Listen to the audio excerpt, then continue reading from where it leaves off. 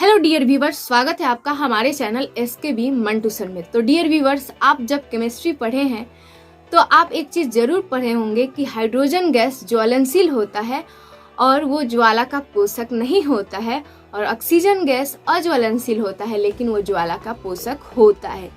तो हाँ जी, आज इसी हाइड्रोजन गैस के बारे में मैं बात करने वाली हूँ, और यही हाइड्रोजन गैस बनाकर और आपको जलाकर मैं दिखाने वाली हूँ कि क्या सचमुच में ये फ्लेमेबल होता है या नहीं, क्या सचमुच में ये जलता है या नहीं।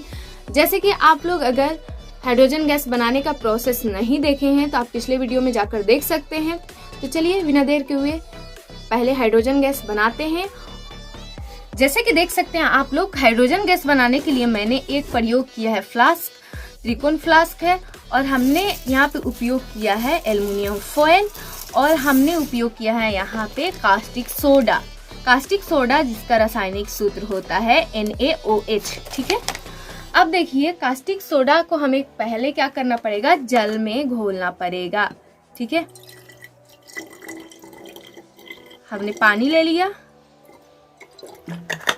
और इसमें मिलाएंगे हम कास्टिक सोडा। ये क्रिस्टल फॉर्म में होता है,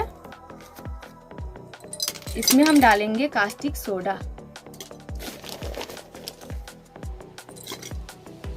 ठीक है, जैसे कि देख सकते हैं आप लोग, हमने इसमें डाल दिया कास्टिक सोडा।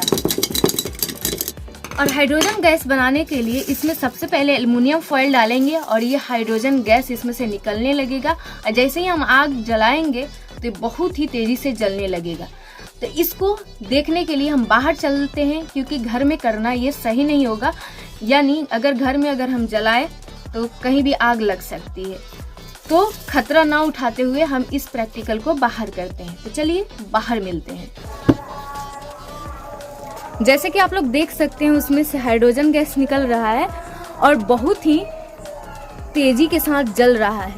तो ये हम लोग सचमुच देख लिए कि हाइड्रोजन जो गैस होता है वो ज्वलनशील होता है। इसीलिए हमने इसे घर से बाहर निकालकर प्रैक्टिकल किया, ताकि आप लोगों को इससे अच्छे से दिखा सके।